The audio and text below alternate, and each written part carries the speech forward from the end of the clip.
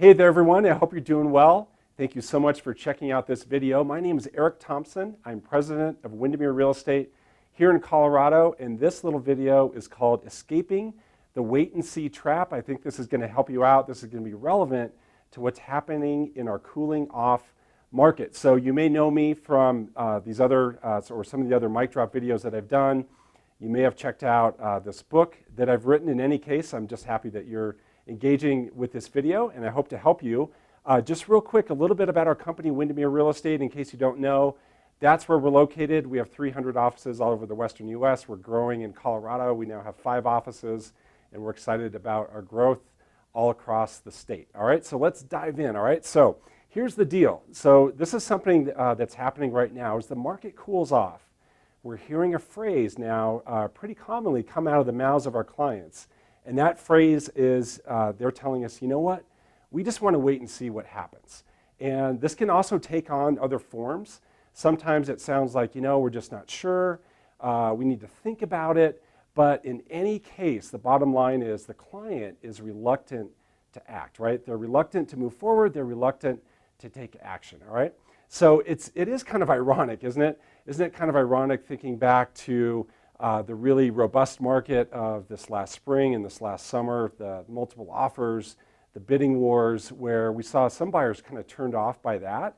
And they said, geez, you know what? We don't want to be a part of that, that kind of a game. We don't want to be in the melee of the bidding wars and the multiple offers. We also heard some sellers say, geez, it looks like I can get my home sold, but where am I going to move? I think I'll hold off. But now here we are, things have changed a little bit, where it's more advantageous for buyers.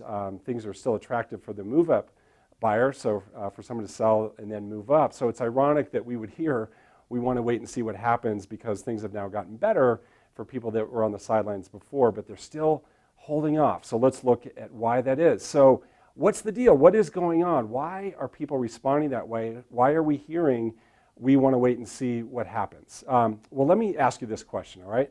And this is, I'll tell you right up front, this is kind of a trick question, but let me ask you this question. Given the choice between these two scenarios, the picture on the left, the picture on the right, the picture on the left is a scenario that's super clear. It's easy to understand. There's all kinds of certainty there. And the picture on the right is a scenario where things are cloudy and murky and not so certain. Given the choice, what is someone going to choose? Between those two images, between those two scenarios, what would someone choose? Well, of course they're going to choose the image on the left. Of course they're going to choose the scenario that's more clear and more certain. So why is that? Well, the thing is, human beings have 6 core needs. And this is just basic psychology. This is like psychology 101. The truth is, the fact is, human beings have 6 core needs. The number one need is certainty. The number one need that every human being has is certainty, all right? So when they say to us, you know what, we want to wait and see what happens, all that means is they're saying to us is that I feel right now, I feel uncertain. So they look at the future, they look at the scenario, they look at how they see things playing out, and they're not so sure. For them, it looks more like that picture of clouds, and so because they feel uncertain, they're not going to act, all right? So really what they're saying is I'm not going to do anything until I am more certain, until I'm more clear. I will not do anything until I am more clear. All right, so here's the deal. The deal is when people feel confused or unclear, they do what? They do nothing. So when someone is looking at a situation that they feel uncertain, feel unclear about, how they respond is by doing nothing. And also we know that when people feel confident and clear, what they do is they take action, right? So it's when people feel confident and clear is when they take action. So our job, our number one job, our role is to create clarity, all right? So I really want you to have that as a takeaway from this video. Your mission, as you work with your clients, the best way to help them is to create clarity. So as we create clarity for them, that helps them be able to feel really good about where they're going to, where they're moving to, and it helps them be able to act. It kind of gets them unstuck when we can create clarity, all right? So I'm going to give you 3 strategies on how specifically to do this. So you kind of now understand the philosophy. We've gone through the Psychology 101. I'll now give you 3 specific strategies on how to unlock yourself and unlock your clients from this wait and see trap. Strategy number 1 is focusing on the long term. So as things are changing in the short term, you know, interest rates have gone up, prices are not going up as fast as they were.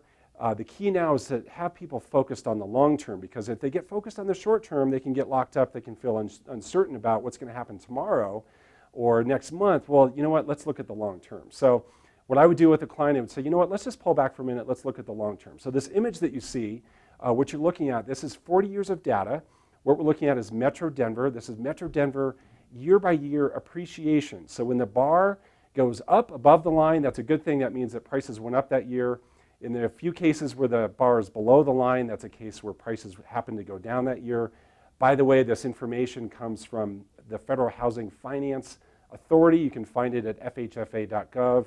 This chart is put together by our good friends at Focus First, a terrific company that compiles this kind of data for us. And so what you see here is a long-term trend. So the trend is you see many more years going up versus down. And the key takeaway from this slide, over 40 years in Metro Denver, the yearly appreciation is just over 5.5%. So it's 5.6% per year over 40 years. So the reality is that's what we can expect going forward. That's what we can expect for the next 40 years, is that the prices will go up a little bit over 5% per year. That's just what we can expect based on what's happened over 40 years. And sure, there's some fluctuations there. There's some up and some down. The good news for us in Metro Denver and all across the Front Range is there's much more up than down. So one way to help create clarity and certainty is to kind of pull back from the changes that are happening every day and every month, and have the client understand the long-term trend. That will help them feel better about their decision to move forward when they understand the long-term trends and how healthy our Front Range market is. Okay, that's strategy number one. Strategy number two, by the way, that's just a blow up of that slide. Strategy number two is to show them the cost of waiting. So it's one thing to talk about the cost of waiting. It's another thing to really break it down for them. So what I'm showing you here on the screen, I would encourage you to draw out, map out for your clients, actually do the math, do the numbers right in front of them, and look at the scenario today versus in the future. So right now they're thinking, gosh, we're not so sure about what it's going to look like in the future. Well, paint the clear picture of what the future will look like, because we know, based on the long-term trends, that prices will do what? They'll go up 5% per year.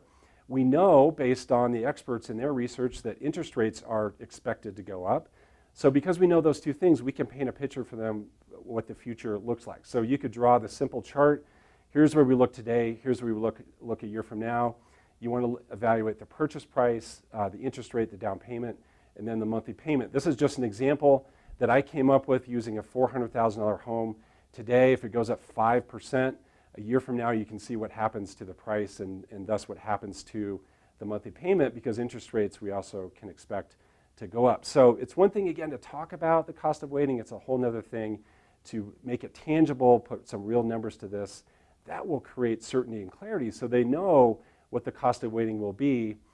They know that there would be an impact to them if they were not to move forward today, all right? So that's strategy number two. Strategy number three is simply laying out the steps. So oftentimes people will not move forward. Oftentimes people are feeling uncertain because they just don't know what the steps are. They just don't know what the process looks like. So what you can do for them is to lay out the process. So you can introduce this in a really soft way to say, hey, when you are ready to move forward, let's pretend that you've reached the point where you are ready to make a decision. You are ready to move forward either to purchase a home or to sell your home. I'll map out for you what those steps would look like. So when you are ready, that way you know what those steps are. And then for them, just break down step by step what would happen next. Don't take it for granted that every client knows exactly what's going to happen next. Of course, we do, because we live and breathe this every single day, but our clients don't know exactly what's going to happen next. So show them, map out for them all the steps. Here's exactly what would happen next. So let's make it up. Let's say it's a seller. You may say to them, okay, let's pretend you're ready to move forward. Step one, of course, would be to agree on the purchase price and the list price. So what that means is we'll go through all the market data. We'll evaluate the comparable sales. We'll look at the market trends. We would agree on the right price for your home. Then the next thing we'll do is we'll bring in my staging partner. And she will work with you to tell you the items that maybe need to be removed from your home to make your home present better and show better. Maybe there's some ways to move some furniture around to get your home looking in the very best possible condition. Then the next thing we'll do is we'll bring in our cleaners.